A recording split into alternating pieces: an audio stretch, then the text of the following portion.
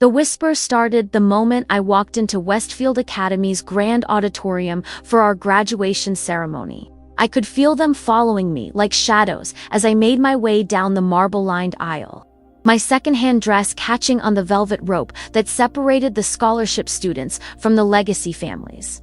"There goes Maria Santos," I heard someone murmur behind me.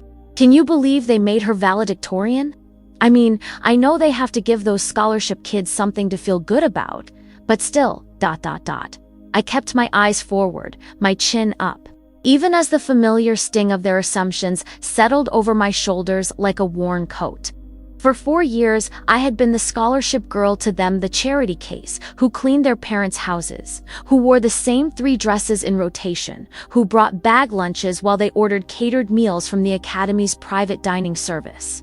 "I heard her mother is a maid," another voice whispered, not bothering to lower their tone. "My mom uses the same cleaning service.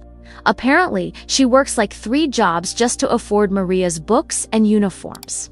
The truth was more complicated than they knew, but I had learned long ago that rich kids preferred simple stories. It was easier for them to understand me as the poor, grateful scholarship recipient than to grapple with anything more complex. It fit their narrative of charitable nobility. Look how generous Westfield Academy was, giving opportunities to the less fortunate. I took my seat in the front row, reserved for the valedictorian, and smoothed my dress carefully. It was navy blue, bought from a consignment shop 3 towns over, but I had spent hours pressing it until it looked almost new. My mother had insisted on buying me new shoes for graduation, even though I knew she couldn't afford them. They pinched my feet, but they were mine, and that mattered more than comfort. Behind me, the auditorium filled with the cream of Connecticut society. The Ashfords, whose family had endowed the science building. The Weatherbys, who had 3 generations of alumni and a dormitory named after them. The Blackwells, whose pharmaceutical fortune had built the athletic complex. These were families whose names were carved into marble throughout the campus, whose children had never doubted their place in the world. "Did you see her speech topic?" I heard Madison Ashford whisper to her friend. "Something about overcoming obstacles. How original. I bet she talks about being poor and working hard." "They always do." I clutched my speech notes tighter, feeling the familiar burn of humiliation mixed with determination. They thought they knew my story, thought they could predict every word I was going to say. They expected gratitude, inspiration, a heartwarming tale of triumph over adversity that would make them feel good about their school's diversity initiatives. They had no idea what was coming. "Ladies and gentlemen," Principal Hartwell's voice boomed through the sound system. "Please welcome our valedictorian, Maria Santos." The applause was polite but restrained. The kind of clapping you give when you're supposed to be supportive but aren't particularly excited. I could see the faces in the audience as I approached the podium, some genuinely kind, others merely tolerant, most simply going through the motions of acknowledging the scholarship student's moment in the spotlight. I adjusted the microphone and looked out at the sea of expectant faces. In the 3rd row, I spotted my mother, her hands folded carefully in her lap, wearing the one good dress she owned. She had taken the morning off from work and paid time. She couldn't afford to watch her daughter graduate from one of the most prestigious prep schools in New England. Next to her sat Mrs. Chen, our neighbor, who had driven my mother to the ceremony because we didn't own a car reliable enough for the hour-long trip. Behind them, scattered throughout the auditorium, were the parents who had never questioned their right to be here, who had never calculated the cost of missing work, who had never worried about whether their clothes were appropriate for such an occasion. "Fellow graduates," I began, my voice steady despite the trembling in my hands. 4 years ago, I walked through the gates of Westfield Academy for the first time.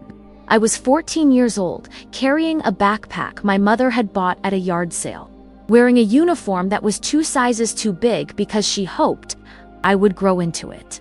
A few chuckles rippled through the audience, the kind of gentle laughter that said they found my poverty quaint and inspiring. I could see some parents nodding approvingly, pleased with this confirmation of their school's charitable nature. I remember that first day so clearly, I continued, because it was the day I learned what it meant to be different. Not just academically, different. I had always been the smart kid in my public school, but different in ways I had never considered before.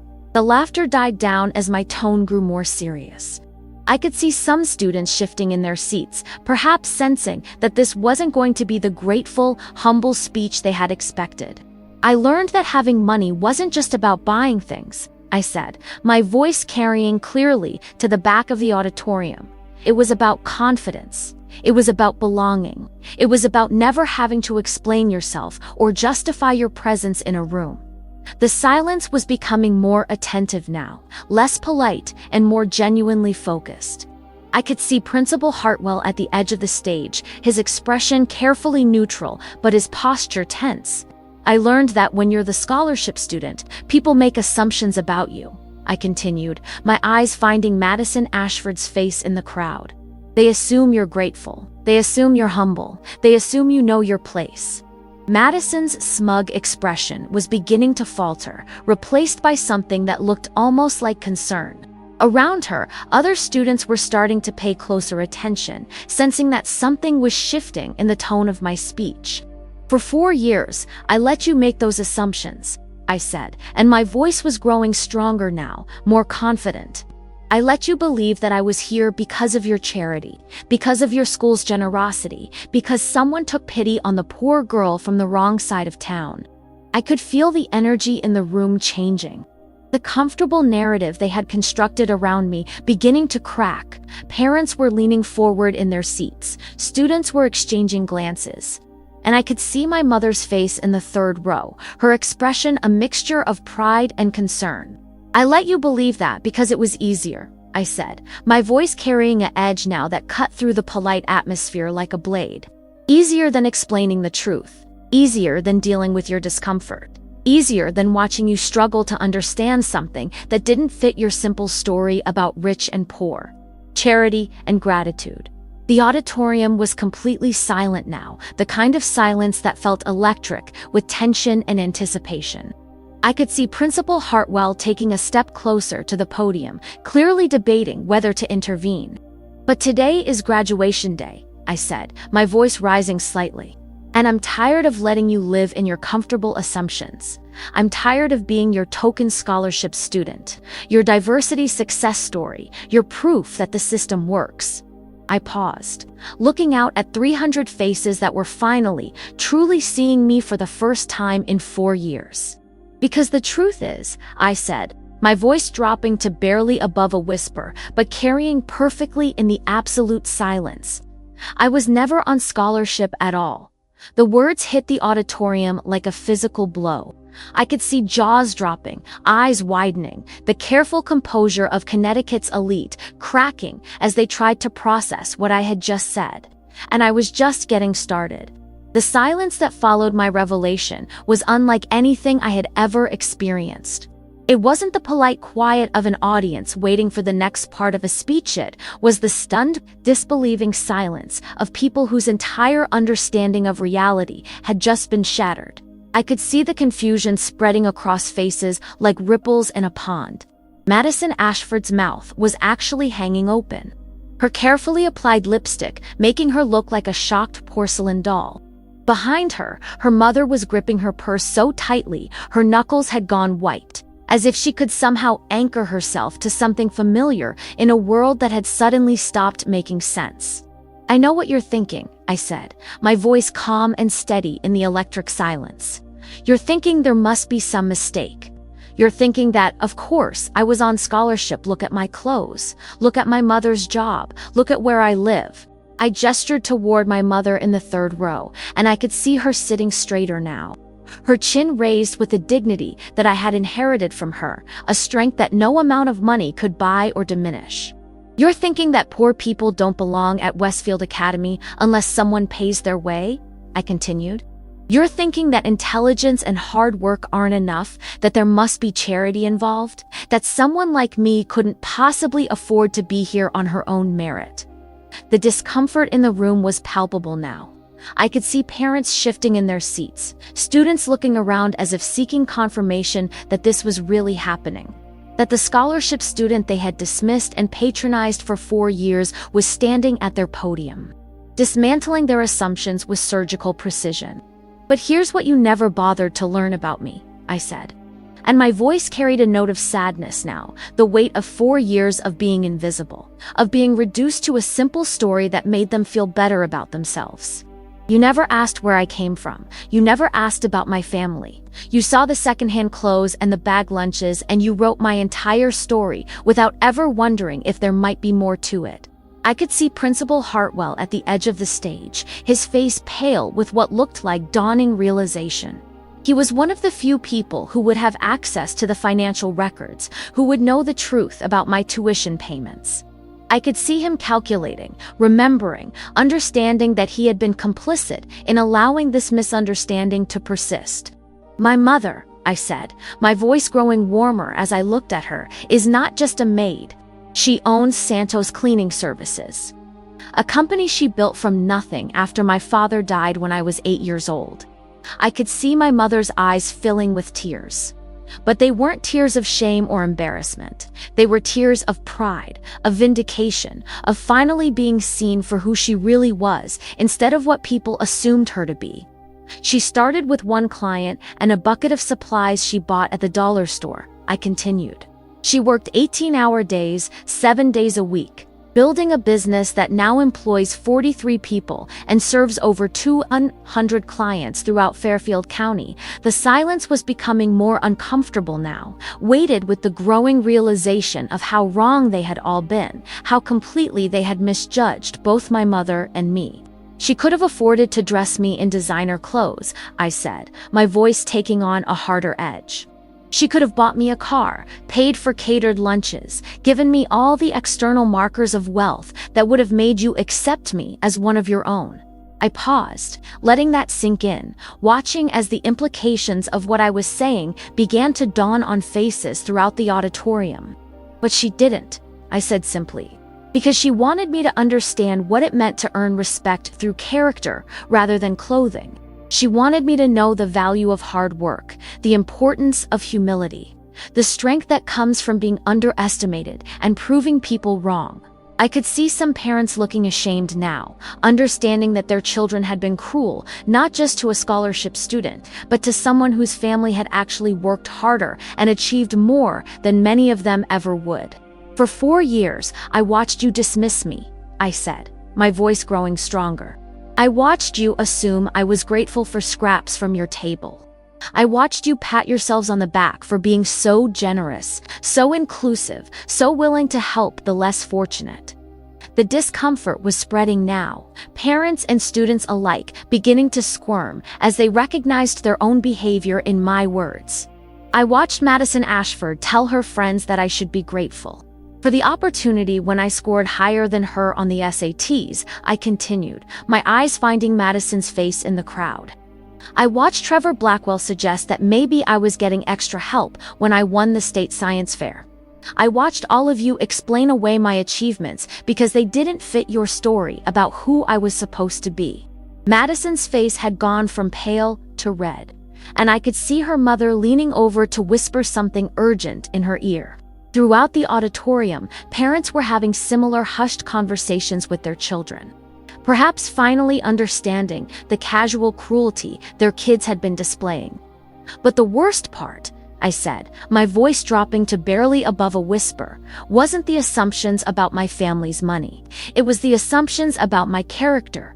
I could feel the weight of 4 years of accumulated hurt and frustration flowing through my words. The pain of being reduced to a simple story of being seen as grateful rather than accomplished, humble rather than confident, lucky rather than deserving. "You assumed that because you thought I was poor? I would be grateful for any crumb of acceptance you threw my way," I said. "You assumed that I would be so thankful for the opportunity to be here that I wouldn't notice when you excluded me, when you talked down to me, when you treated me like a charity case rather than a classmate." The silence was becoming unbearable now, heavy with guilt and recognition. I could see tears on some faces, anger on others, confusion and shame mixing in expressions throughout the crowd. "You assumed that I would give a speech today, thanking you for your kindness, celebrating your generosity, proving that your diversity initiatives work," I continued. You assumed that I would be the grateful scholarship student, humble and inspiring, making you feel good about yourselves and your school. I paused, looking out at 300 faces that were finally seeing me clearly for the first time.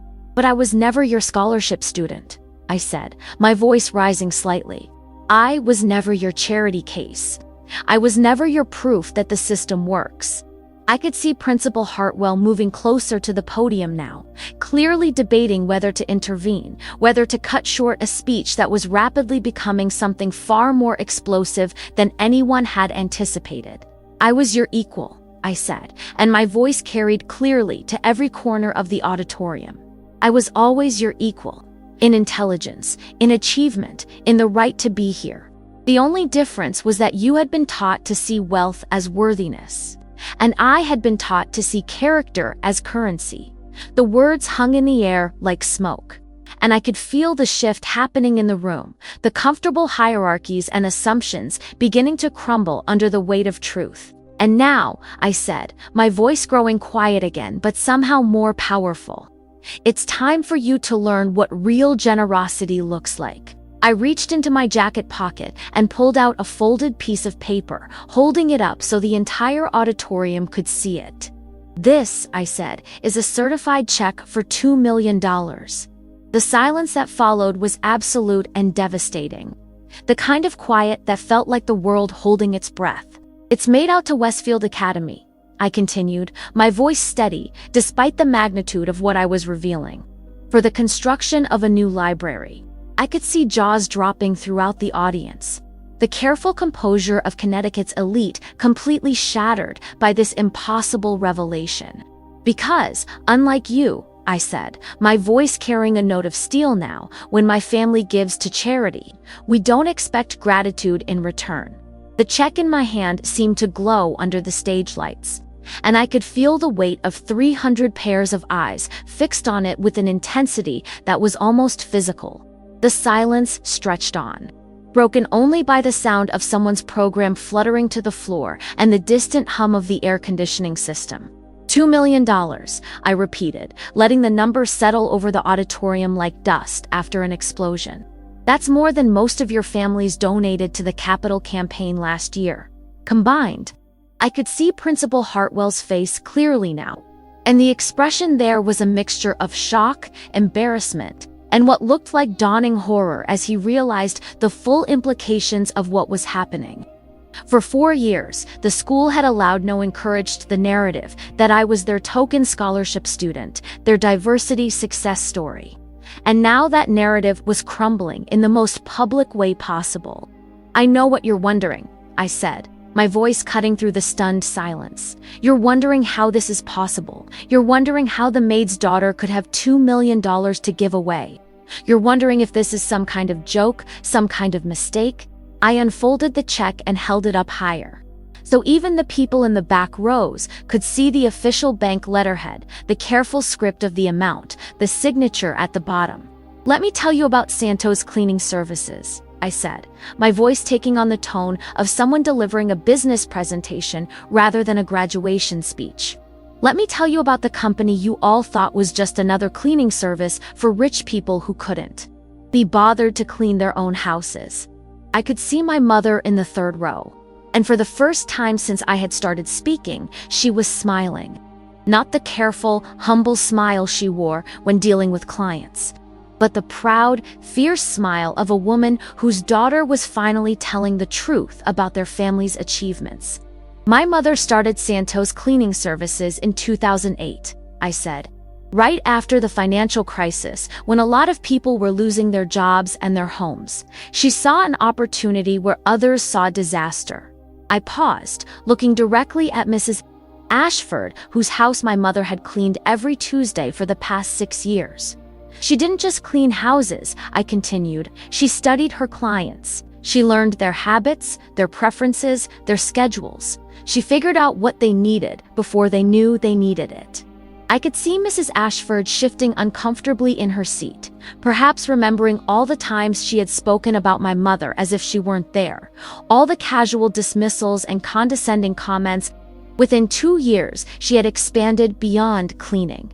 I said, personal shopping for busy executives, house sitting for families on vacation, pet care, plant care, home organization. She created a comprehensive lifestyle management service for people who had more money than time. The audience was listening intently now, no longer just shocked, but genuinely curious about this story they had never bothered to learn. By 2015, Santos Cleaning Services had contracts with 3 country clubs, 2 law firms, and a medical practice. I continued, my mother wasn't just cleaning offices, she was managing facilities, coordinating maintenance, overseeing security systems. I could see the recognition dawning on some faces now. Parents who were beginning to realize that the woman they had dismissed as just a maid had actually been running a sophisticated business operation right under their noses. But the real breakthrough came in 2018, I said, my voice growing stronger with pride. My mother developed a proprietary app for scheduling and managing household services. She called it Santos Solutions, and it revolutionized how cleaning services operate in Fairfield County. The silence was different now, not shocked or uncomfortable, but genuinely attentive. I had their complete focus in a way that for years of academic achievement never had. The app allowed clients to schedule services, track progress, communicate with staff, and manage payments all in one place, I explained. But more importantly, it allowed my mother to optimize routes, manage inventory, track employee performance, and scale the business in ways that had never been possible before. I could see some of the business-minded parents leaning forward now, recognizing the sophistication of what I was describing, understanding that this wasn't just a cleaning service, but a technology-enabled service platform. Within 6 months, she was licensing the app to cleaning services throughout New England, I continued. Within a year, she had contracts with services in New York, New Jersey, and Pennsylvania. Last year, Santos Solutions went national. The revelation hit the audience like a series of small explosions. I could see the mental calculations happening on faces throughout the auditorium, the growing realization of what this meant, of how completely they had misjudged my family's situation. Santos Solutions now manages over 50,000 service appointments per month, I said. It employs 230 people across 12 states. Last year's revenue was $14 million. The numbers hung in the air like accusations, each one a rebuke to every assumption they had made about my family's place in the world. My mother, I said, my voice filled with pride and love, is not just a maid. She's the CEO of a multi-million-dollar technology company. She's an entrepreneur who built an empire from a bucket and a dream. She's a businesswoman who saw opportunities where others saw only obstacles. I could see my mother crying now, but these were tears of joy and vindication. For years, she had endured the condescension of clients who saw her as nothing more than hired help, who never bothered to learn her name or acknowledge her intelligence. And now her daughter was telling the world who she really was. So when I applied to Westfield Academy, I continued, we could have afforded the full tuition easily. We could have made a donation to guarantee my admission. We could have bought our way into your social circles the way so many families do. I looked directly at the Blackwell family, whose pharmaceutical fortune had bought them influence and respect they had never earned through character or achievement. But my mother made a different choice, I said. She decided that I would earn my place here through merit alone. She decided that I would learn what it meant to be judged by my character rather than my bank account. She decided that I would understand the value of being underestimated and the power of exceeding expectations.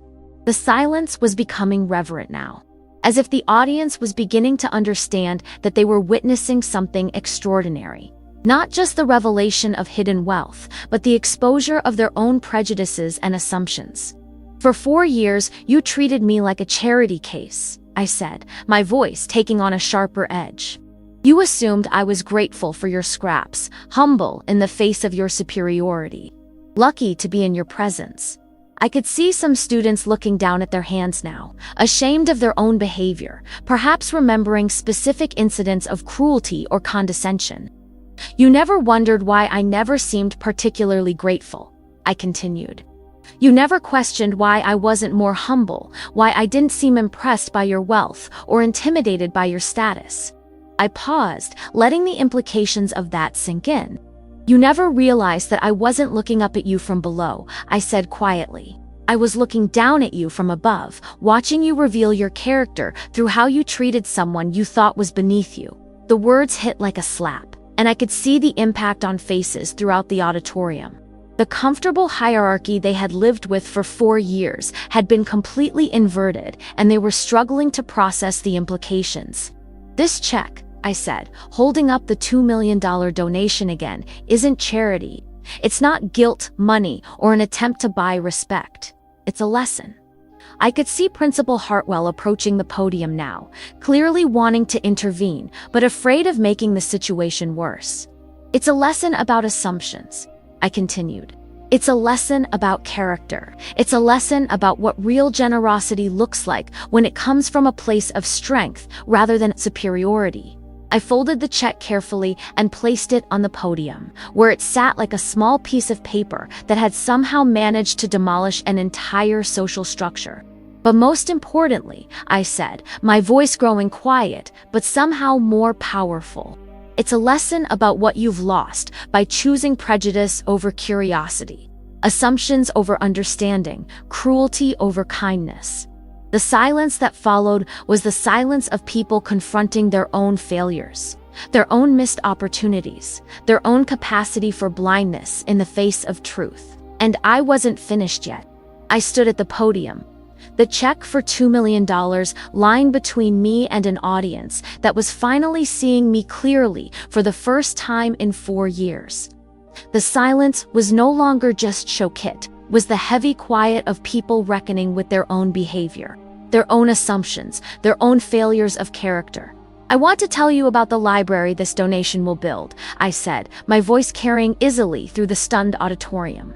Because it's not just going to be any library. It's going to be the Emma Santos Memorial Library, named after my grandmother. I could see confusion flickering across some faces, perhaps wondering why I was naming it after someone they had never heard of, someone who clearly wasn't part of their social circle.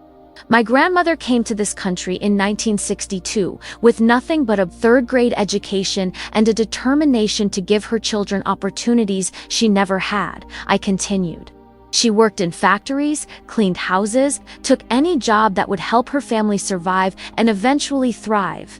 I looked out at the sea of faces, many of which had never known real struggle, never understood what it meant to build something from nothing. She never learned to read English, I said, my voice growing softer with memory and love. But she understood that education was the key to everything. She saved every penny she could so that my mother could go to college, could have the chances she never had. I could see my mother in the third row, tears streaming down her face as I honored the woman who had made everything possible, who had planted the seeds that had grown into our family's success. My grandmother died when I was 12, I continued, but before she died, she made me promise something. She made me promise that if I ever had the chance to help other people get an education, I would take it. She made me promise that I would never forget where we came from or what it took to get where we were going. The audience was completely silent now, hanging on every word, perhaps beginning to understand that this wasn't just about money or revenge, it was about legacy, about values, about what really mattered in life. The Emma Santos Memorial Library will be different from any library you've ever seen, I said, my voice growing stronger with vision and purpose.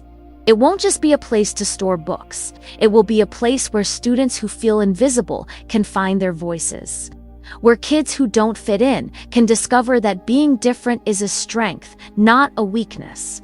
I could see some students shifting in their seats, perhaps recognizing themselves in that description, perhaps understanding for the first time that they weren't alone in feeling like outsiders. It will have study spaces designed for different learning styles, I continued. Quiet corners for introverts, collaborative areas for group work, technology labs for students who learn best through digital media. It will be a place where every kind of student can find their own path to success. I paused, looking directly at Principal Hartwell, who was still standing at the edge of the stage, his face a mixture of gratitude and shame. "But most importantly," I said, "it will have a scholarship program, a real scholarship program, not the fake one you all thought I was on." The words hit like a physical blow, and I could see the impact rippling through the audience. They were beginning to understand the full scope of their mistake, the complete inversion of everything they had believed about me. The Emma Santos Scholarship will provide full tuition, room, and board for 10 students every year, I said. Students who come from families like mine, families that work hard, that build businesses, that create value in the world, but that don't have the social connections or the inherited wealth to fit into places like Westfield Academy. I could see some parents nodding now, perhaps beginning to understand that merit and worth weren't the same as money and status. "But here's the most important part," I continued, my voice taking on a steel edge that cut through the reverent silence. "These scholarship students won't be charity cases. They won't be tokens. They won't be expected to be grateful for scraps from your table." I looked directly at Madison Ashford, whose face had gone from red to pale and back to red again. "They will be your equals," I said, each word deliberate and clear. "They will be treated with the respect that every human being deserves. They will be valued for their intelligence, their character, their potential, not pitied for their circumstances or patronized for their backgrounds." The silence was becoming uncomfortable again. But this time, it was the discomfort of people being forced to confront their own prejudices, their own capacity for cruelty, disguised as kindness. "And if any one student, teacher, administrator, or parent treats these scholarship recipients the way you treated me," I continued, my voice growing harder, "they will lose their place at this institution immediately." I could see Principal Hartwell nodding vigorously now, understanding that this wasn't just a donation, it was a mandate for change, a requirement that the school live up to its stated values, instead of just paying lip service to them. "Because the truth is," I said, my voice rising slightly, "I didn't need your acceptance. I didn't need your approval. I didn't need your charity, or your pity, or your condescending kindness." I could see the impact of those P words on faces throughout the audience, the growing realization of how completely they had misunderstood the power dynamics of our relationships. "I had something you couldn't buy and couldn't understand," I continued. "I had a family that loved me unconditionally. I had a mother who taught me that my worth wasn't determined by other people's opinions. I had a grandmother's legacy that reminded me every day that character matters more than cash, that integrity matters more than image." I could see some students crying now, perhaps understanding for the first time what they had missed by choosing cruelty over curiosity, exclusion over inclusion. "But you," I said, my voice growing quiet, but somehow more powerful, "you had the chance to learn from me. You had the chance to discover that intelligence and achievement come in all packages. That worth isn't determined by wealth, that the most interesting people are often the ones who don't fit your narrow definitions of acceptable." I paused, letting that sink in, watching as the full weight of their lost opportunities settled over the audience. "You had the chance to be better than your parents," I continued, looking directly at some of the students who had been cruelest to me. "You had the chance to break the cycle of prejudice and assumption that has defined your families for generations." I could see some parents shifting uncomfortably now, recognizing their own attitudes and behaviors reflected in their children's treatment of me. "Instead, you chose to be exactly what I expected you to be," I said, my voice carrying a note of disappointment that was somehow more devastating than anger. "You chose to prove every stereotype about privileged kids who mistake inherited wealth for personal worth." The silence that followed was the silence of people confronting their own failures, their own mischances to be better than they were. "This library," I said, gesturing to the check on the podium, "will stand as a reminder of what you could have learned if you had been brave enough to look beyond your assumptions. It will be a place where future students can discover that diversity isn't just about demographics, it's about perspectives, experiences, and the richness that comes from truly seeing and valuing each other." I could see the audience struggling with the magnitude of what I was saying, the complete reframing of everything they thought they knew about power, privilege, and worth. And every time you walk past it, I said, my voice growing stronger, every time you see the Emma Santos Memorial Library, you'll remember the girl you thought was beneath you, who was actually above you all along. The words hung in the air like a judgment, final and irrevocable, changing everything about how these people would see themselves and their place in the world. You'll remember, I continued, that real power isn't about what you inherit, it's about what you build. Real worth isn't about what you own, it's about who you are. And real generosity isn't about giving from your excess, it's about giving from your heart. I picked up the check and held it one final time. This small piece of paper that had managed to demolish an entire social structure and rebuild it on a foundation of truth. This is my graduation gift to Westfield Academy, I said. Not just the library, but the lesson. The lesson that you never know who you're really dealing with until you take the time to look beyond the surface. I placed the check back on the podium and stepped back, looking out at 300 people who would never be the same after this moment. The question now, I said quietly, is what you're going to do with that lesson. The silence that followed seemed to stretch into eternity. But gradually, something extraordinary began to happen. In the third row, a single person stood up, not my mother, though I could see the pride radiating from her face, but Mrs. Chen, the art teacher who had always treated every student with equal respect, regardless of their perceived social status. Then another person stood, Mr. Rodriguez, the maintenance supervisor, who had watched me study in empty classrooms after hours and had never once made me feel like I didn't belong there. Then Mrs. Patterson from the library, who had helped me find resources for research projects without ever asking why I couldn't just buy the books like other students. One by one, people throughout the auditorium began to rise. Not everyone, some remained seated, perhaps too shocked or too ashamed to move. But enough stood that I could see a clear division forming in the room. A line between those who recognized the lesson I was trying to teach and those who were still struggling to process the complete inversion of their worldview. Principal Hartwell stepped forward to the podium, his face grave but determined. Miss Santos, he said, his voice carrying clearly through the sound system. On behalf of Westfield Academy, I want to formally apologize for the assumptions that were made about your circumstances, and for the way those assumptions affected how you were treated during your time here. The apology hung in the air. Formal and necessary, but somehow inadequate to address 4 years of casual cruelty and systematic dismissal. More importantly, he continued, I want to accept your generous donation and the conditions that come with it. The Emma Santos Memorial Library will be built according to your specifications, and the scholarship program will be implemented exactly as you've described. I nodded, acknowledging his words, but knowing that real change would take more than administrative promises. But I want to add something to your gift, Principal Hartwell said, and I could see him making a decision in real time, choosing to be better than he had been. Starting next year, every incoming student at Westfield Academy will take a mandatory course called Character and Community.